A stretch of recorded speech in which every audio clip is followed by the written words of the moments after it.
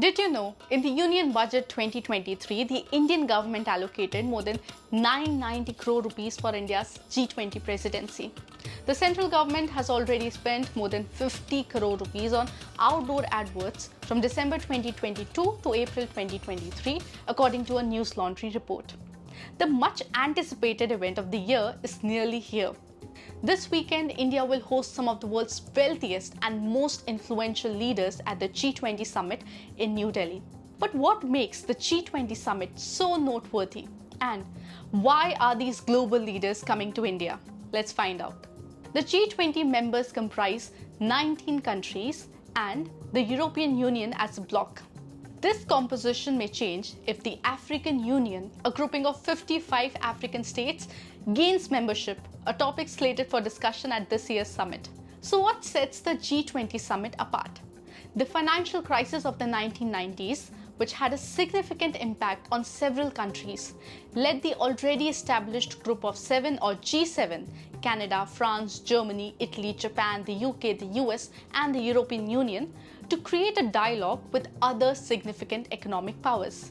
Thus, the G20 was born to enhance global financial stability by including middle-income countries. The group started with 22 members in 1997, briefly grew to 33 in early 1999, and finally settled on its current composition of 19 countries and the European Union in September 1999.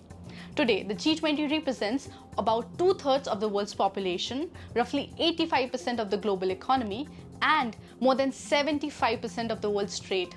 Compared to the G7, a smaller group of advanced democracies, the G7's relevance has declined as larger emerging markets now constitute a greater share of the global economy. In short, the G20 plays a vital role in shaping key international economic issues. Although originally only Treasury chiefs met for G20 meetings, in 2008, the leaders of all member nations decided to convene once a year for Leaders Summit. They also committed to invest $4 trillion to revive their economies, opposed trade barriers, and introduced financial reforms.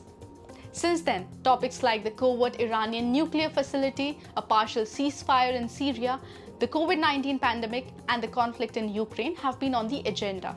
When you think of the G20, don't imagine a central headquarters or staff.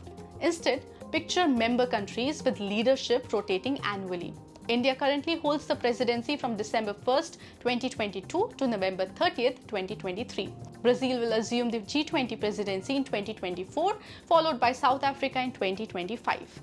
During the summit, all members and guest leaders make decisions by consensus and implement the agreed upon agenda based on the political will of the individual nations. This year, guest countries include Bangladesh, Egypt, Mauritius, Netherlands, Nigeria, Oman, Singapore, Spain, and the United Arab Emirates. The theme for this year is Vasudhaiva Kutumbakam, or One Earth, One Family, One Future. Stay tuned to Business Standard for more updates on this historic event on 9th and 10th of September.